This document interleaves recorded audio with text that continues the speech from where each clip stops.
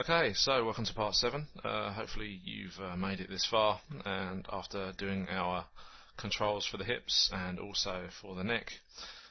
So if you did, well done. This section is going to be fairly straightforward. It's not going to be anything overly drastic or mind-blowing. What we're going to do is we're going to first of all add a hip control for the translations of our hip, so we can move backwards and forwards, side to side, and so on. So that's going to be relatively straightforward. The next one will be we're going to add some small controls in for our eyes as well, so we can get a couple of constraints on there. We'll probably use a orient constraint and probably a aim constraint, something along those lines. And what we'll do after that is probably something a little bit more sort of complicated, I suppose, in terms of character setup, and that's blend shapes. We're going to just do a couple. Just to show you how it gets started. I think what I need to do really is sort of go over how to create blend shapes for a character that has an all-in-one body, mesh like this. It's not separate because it's being hidden by clothing or something like that. I mean, this guy, you can see the neck, you can see everything. So I think we'll go through a little procedure to help you around that, and hopefully it will shed some light on blend shapes and stuff. We could, if you wanted, you could go in and rig the facial features up with joints and clusters and all sorts of bits and pieces, but for me at the end of the day a blend shape's a lot easier, and it's probably a lot faster as well, because you can just go in and just grab the slider and move it around instead of going in and trying to pick little joints and stuff and shifting those and stuff like that. Though some people do design them in a way where they have a little interface on the actual Maya GUI here. And sometimes that's really cool, but I think again it's kind of clutter, and when you're animating and everything else, or posing and stuff, you just want to be as free as possible without too much baggage sort of hanging around in the screen. You want to be able to see what you're doing. So okay, so let's rabble, let's crack on. What I've done is I've put the body and the eyes on two different layers. So first of all we're just going to hide the eyes. And we're going to nip up to my folder and import, and if we just go to our assets, and we should have a character select just here, which I've made, and what we'll do, we'll supply that for you as well. And this should come straight in at our root point of our skeleton, and that's pretty much centered there, so I haven't got to really move it around, snap it or anything. But depending on the size of your character, you may want to snap it, freeze the transformations out, delete history, all that kind of stuff, as usual, keeping your scene clean. And of course, what we'll need to do is just call this, we'll call this hip CTRL, okay? So hip control. Alright, so that's all good. And the other thing, what we need to do is parent that now to the root joint. So if we go to our animation menu set, go to constrain and hit parent, and hopefully that should be done. So if we can select that now, there we go, everything's centered out, all good. And then just hit W, and we can translate that, and then just put everything back to 0, and you're good to go. So that's pretty straightforward. That's probably going to be the easiest part of this particular bit of the tutorial. Okay, so right, moving on, and without further rabble, let's go in and do the controls for the eyes. So we're going to go up, create nerves primitives, we're going to go nerve circle, just going to pull it out to the front there, and we're just going to bring that right up. Okay, like so. And then what we need to do is rotate this guy, and I'm going to hit J, keep that the nerve circle constrained to 45 degrees to 90 degrees, etc., and that will snap. And we should be dead level, 90 degrees. There we go. So then once that's done, just delete some history there. And before we freeze any transformations and stuff, I'm just going to scale it up a little bit, like so. And then in the front view, just by pressing spacebar, which is pretty straightforward, and hit V, and then snap it to the center of the eyeball. It's not behaving, there we go, that's better. So I'm probably going to have to move that back a little bit more. Okay, so I snapped it dead center there. So we're just going to move that back just a fair bit away, from where the face topology or the mesh would be rather. And then what we'll do, we'll jump into the front view again, and we'll do Control D to duplicate that, and we'll just move that across, and with V press down again, we can just make sure that everything is dead center, and I believe it almost is. So let's just, and there we go, that's spot on now. Okay, so let's go back to our perspective. Okay, so we've got these two guys done, and what we're going to do, we're going to freeze the transformations and just center the pivots for both of those. Okay, just to make sure they're all centered up for when we come to do the orient and aim constraints. Okay, so we're just going to label this, so we're going to call this RT I underscore CTRL control. Okay, and for this one, LT underscore I underscore CTRL, and that's done as well. Okay, so we're all ready to go there. The other thing to do is just make sure that your group pivot is centered around the eye. Okay, and just up on there, there we go, that's all centered up, so that's good to go. So what we want to do now is we're going to start constraining these controls to the eyes, and the eyes to point at the control as well at the same time, just to keep it all nice and tidy. So I'm just going to open up my outliner, and there we go. So there's my eyes groups there.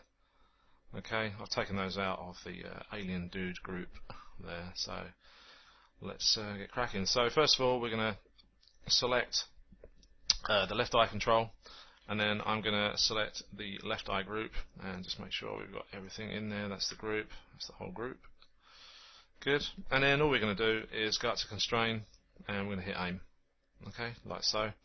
Now this will work straight away with a bit of luck. There we go. So there he is, he's moving around. So I'm just going to zero him back out. But the other thing, what I'd like to do is just make sure that the control points at in the right sort of axis all the time as the eye. So if you do come to rotate the eye, you'll be able to see what angle the controller's at without having to sort of look around and try and find which way the actual eye is facing. You can just look at the control, and hopefully you'll be able to tell from that way. So this time with the left eye group selected, and then control select the controller, go constrain, and all we want to do now is hit orient. Okay, deselect that, and there we go. And then this time the control faces the eye. It doesn't matter about the control, the move tool. The control is just facing towards the eye every time. So if you're far away, you'll be able to see that the eyes are facing upwards. Okay, like so. And again, if you were to put them down or somewhere over here, you'll be able to say, okay, my right eye or my left eye is facing outwards that way. So, okay, so that's all good to go. I'm just going to zero those back out. Okay, so that one's done.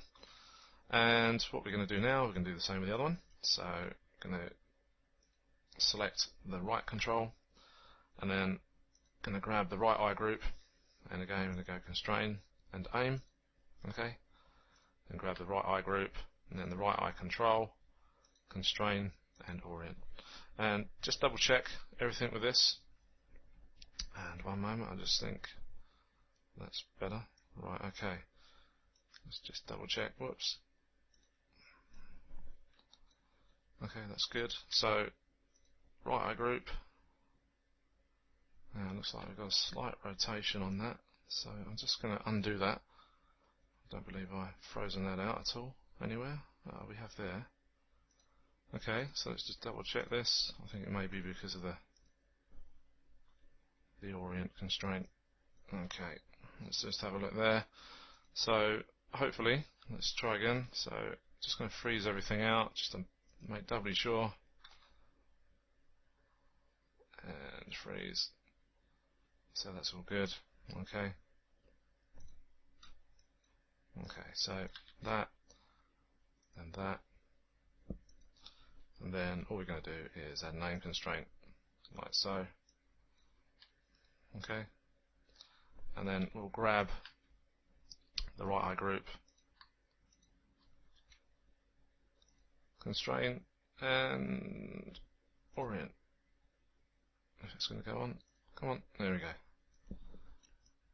Okay, so with a bit of luck, that's all going to work again. So we're good to go. So you can just zero that lot back out, like so. That's all good. Okay, so I do apologise about that minor mistake there, having a look at the values. But it's nothing drastic, as you can see.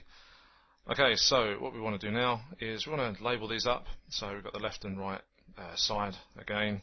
So we want red and yellow. So let's just jump over to our attribute editor. Okay, so let's just Control A. Okay, so we want to go down to Object Display. Okay, open up Drawing Overrides, enable Overrides, and then all we need to do is go and find our red colour, and there it is for that one. Okay, and then again enable Overrides, and where's that yellow? So we can find the yellow. There it is. So that's job done. So that's those done. What we want to do now is make a group for these controls, and what the best thing to do is actually create, in my opinion, is to make a locator and then just put it between these two guys, and then what you can do is grab those and just group them to the locator. Okay, and then afterwards, once everything's all rigged up, what we'll do is we'll group the eyes together as well. We'll group them probably all together, and then what we'll do is we'll parent them to the head bone. So when we come to move the neck and stuff like that, everything will move around accordingly. So that'll all be good to go. So once we're all rigged up, once the character's all skinned, then that's what we'll do. You know, make sure everything's all in place, and then we're good to go.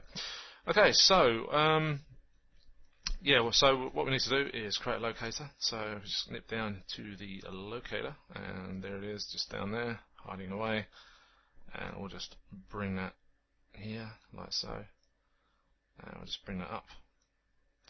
Okay, and in the side view, I'm just going to make sure everything snaps together here. Okay, and we're going to just come down to about there. Okay, that's all good. There we go. And then all we need to do now is just freeze its transforms. Okay, like so. So that's all in place. And I think we can give this a colour as well. And let's go to Drawing Overrides, enable Overrides, and what we'll do, because it's in the center, we'll give it the same sort of colour as this neck control here, which I think is that colour, which it is. Good. So then grab that eye control, that one, and that one, and actually we'll hit P, we'll parent that together. There we go. Okay. So those controls are parented to the locator, and we'll just call that eye control group, even though it's not a group node. Okay, so eye CTRL group. Okay, so you should be able to grab that, and everything should follow nicely. Okay. Okay, so that's good to go. Okay, so that's all done. So I'm going to save that. Okay, so that's all saved out, and what we're going to do now is we're going to start doing a little bit of blend shape work. Okay, and we're going to select just the body, and I'm just going to hide all the unselected stuff, so we just concentrate on the body itself.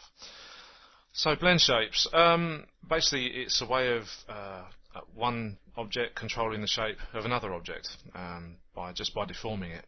That's basically what a blend shape is. One thing to be aware on with blend shapes is that you can't really change the geometry as such once you decide to create them. There are ways of baking geometry to and from the blend shapes to the model and vice versa, but you have to do all that before you do get down and dirty with blend shapes and stuff, just so everything matches, because if you've got topology that doesn't match, they're just not going to work. And that's purely because what happens is, where are we? Right click. Each of these little verts has a number assigned to them, and if you reset, if you have a different vertex order on each of these, what will happen is this one could be called, let's see what this one's called actually. Let's go to, let's have that object, there it is. That one's called vert, if you can see there, that's vert 2118. And what can happen is, if you change the topology on this character in any way, that could then become 3500. So there's things you have to be aware of. So you know, when you're doing blend shapes, you have to be aware that all the topology must be the same, otherwise it's just not going to work. However, in this little exercise, what we're going to be doing is we're going to be cutting this guy's head off, and we're going to be duplicating it across a couple of times to do some blend shapes. But at the same time, we're going to reattach the head. So the head, you're going to have some heads floating over here, but this one is going to be all in one. And the reason is because of the way the vertex order will work for the head as opposed to the body. So what we'll do, we'll go through that and we'll show you. So first of all, let's just jump back to F8. Okay. So really, what you don't want is, if I duplicate this guy for a blend shape, you don't want to have to be creating a lot of these little guys all over the place, because at the end of the day, your scene's going to get heavier and heavier and heavier, and you just do not want that when you're animating, or just generally, you don't want a heavy scene. So what we're going to do, we're going to eliminate that process. Let's get rid of that. And what we're going to do is we're going to cut this guy's head off. Okay, and a good thing to do is choose a suitable area, or you know, where you're going to extract the mesh from, because sometimes when you open the mouth, you know, these areas get affected and stuff like that, and shouting, and you know, you might want to put some blend shapes in the neck and stuff here. So for argument's sake, just for this exercise, what I'm going to do is I'm just going to cut the neck off to about here. Alright, so let's select that lot. Just make sure everything's all tidy. There we go, just got a few overlappers at the back there, so we'll get rid of those. Okay, so that's essentially what we're going to be cutting off. So I'm not going to use any of my shortcuts on my shelf, because even though I've got the icon there for extract, I'm just going to take you to the extract menu, which is up here under mesh, and just simply go extract. Okay, and that will happen. That's what you'll get. Alright, so now the head is now separate from the body. Okay, so what we can do is now grab the head, okay, and we'll duplicate that. So Control D, W, and I'm just going to center the pivot for that. Okay, so there he is. There's our duplicated head, and we'll do a couple. Alright, and again. Okay, so each of these we can create like a smile, left eyebrow up, right eyebrow down, and so on. So we can do all of this. Okay, but what we want to do now is we've got this head that's now unattached to the body. It's separated. It's been extracted off of it. And what we need to do is actually put it back onto the body now. And the great thing here is it's the way as I was mentioning earlier about the order of the vertexes. Now what we need to do is do this in a certain order, so only the body vertexes get reordered and not the head. Okay, otherwise the blend shapes won't work at all. So what you need to do is select the head first, and then shift select the body, and then if you just go to combine, if you go to mesh, just go combine. Okay, so that's now combined, but if I show you my border edges, we can still see that the points aren't merged up still. But the great thing is, once we merge them, the point order for the head will stay the same as it was before. The only difference is going to be the body, and we're not doing blend shapes for the body, so that's really, really good. So what you want to do is go up to your edit mesh, go to your merge, and put on the low tolerance or threshold.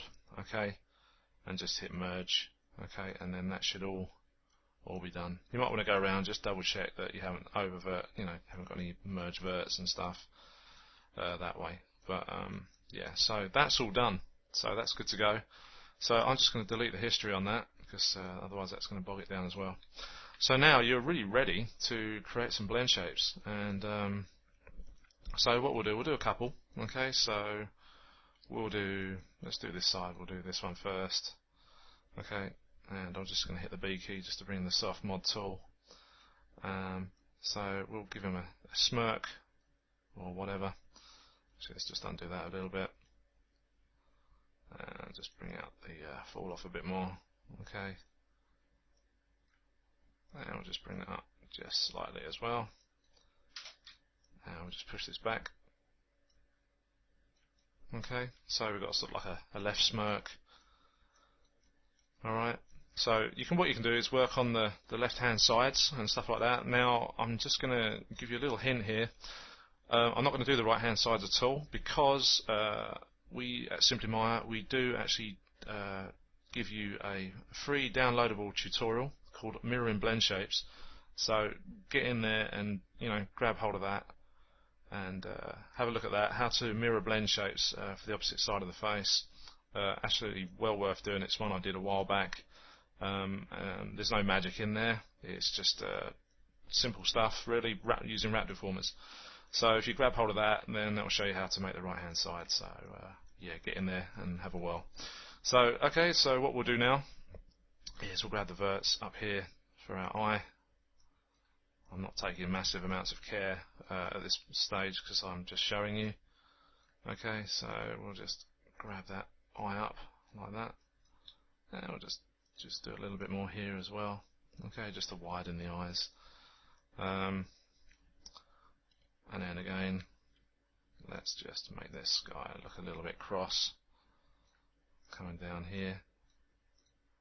There are some really neat plugins out there for Maya as well that you could use to do blend shapes and stuff like that, that keeps the surface from sort of bowing and stuff like that. There's one called the Next tool, and that's really excellent. I've used that a few times. So have a look out for that if you can get hold of it. Great. So that's really good, and it stops the mesh sort of collapsing in on itself when you're creating blend shapes. It kind of keeps the forms of everything as if there was underlying bone and muscle there. So yeah, have a look for that. And one more, we'll just do one more blend shape here, and we'll just make this like a mouth sort of frown type expression. Okay, like so. Okay, now I'm not doing the end one, because purely for the fact that what I was going to suggest is that you keep a spare one every time so you can create a new one. Otherwise you're going to have to keep going back, extracting the head. So always keep a default spare one so you can just keep duplicating along until you're finished with your blend shapes and stuff. Okay, so that's all good. So what the other thing you need to do now is name these. So I'm going to name this mouth, or left, LT mouth frown. Okay. Okay, LT brow frown as well. We'll call it LT brow up. Brow up. Okay. And we'll call this left smile. LT SMIL E. Okay, so they're all done.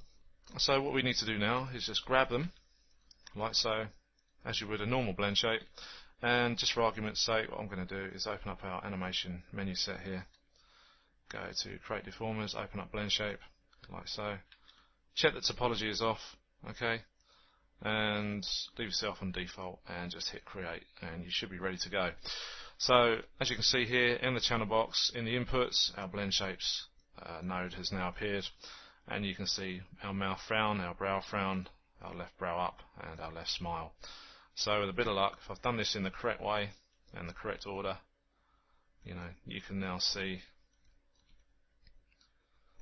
our blend shapes are now working, and that's all because the vertex order has stayed the same on the model itself. Okay, so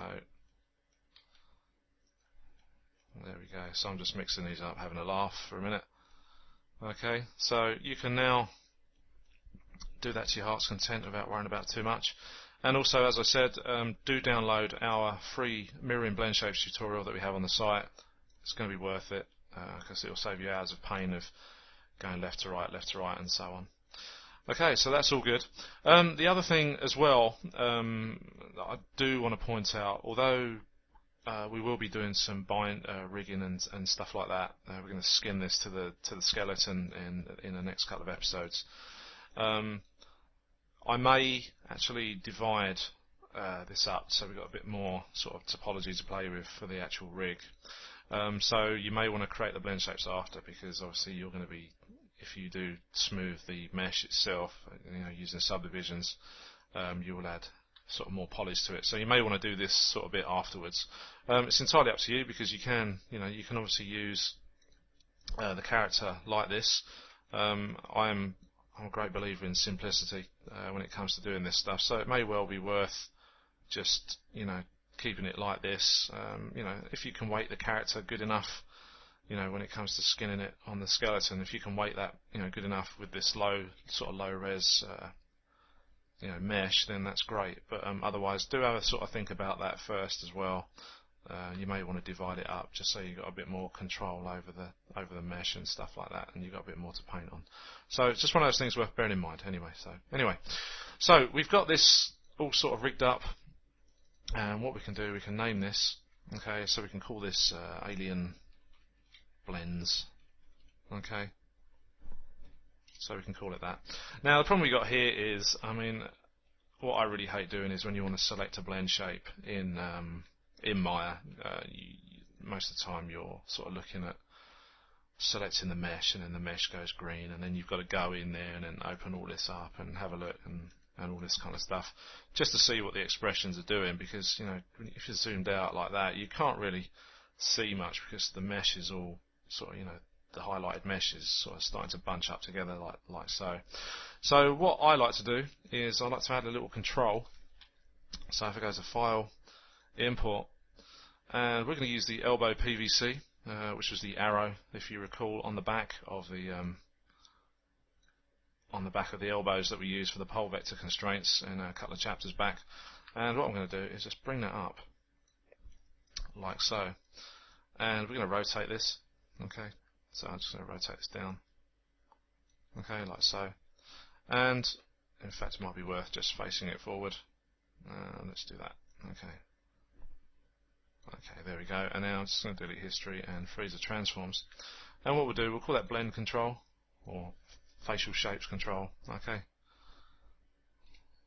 facial shapes CTRL. Okay, so that's all good. And what we'll do is we're going to add an attribute to this. Okay, so we're going to modify and add attribute, and we're just going to give it a name, and we'll just call it face controls. Okay, CTRL. Okay, like so, and we'll just add that to that, and that should appear at the bottom. Okay, so that's all good to go. Now what we need to do is connect it up. So if we go to Window, General Editors, and we'll go to Connection Editor. There we go. Now I need to do this in the right order, so if I get it wrong, do forgive me. So it's the control. So if we do that first, reload left, go down. In fact, I think it's the other way around. So if we just grab that and select your blends, okay, and then reload left. Okay, scroll back up and look for envelope. Okay, so we've got envelope there, and then if we grab that guy and reload right, and then go all the way down. So you want to connect up envelope to face control, like so, and there we go. So now it's got 1 on it, that means it's ready to go. And then all you can do, so we don't have to highlight our character at all. It will just bring up our controls, and already, we can see everything that's going on there. So just might be one of those things that you might want to use. Alright, just to keep everything clean. And then of course, once it's all rigged up, you can parent that to the actual skeleton itself. Okay, so I think that will conclude this chapter for now, and what we'll do in the next one, we'll start sort of finishing bits and pieces off, and then what we'll do is we're going to head off into the world of skinning the character, so it all sort of the whole mesh then starts to move along with our skeleton and stuff, and hopefully readying it for animations and poses, depending on what you guys want to do. So I hope this particular section has been quite intuitive for you and not too complicated, and I shall see you in the next one. So cheers for now.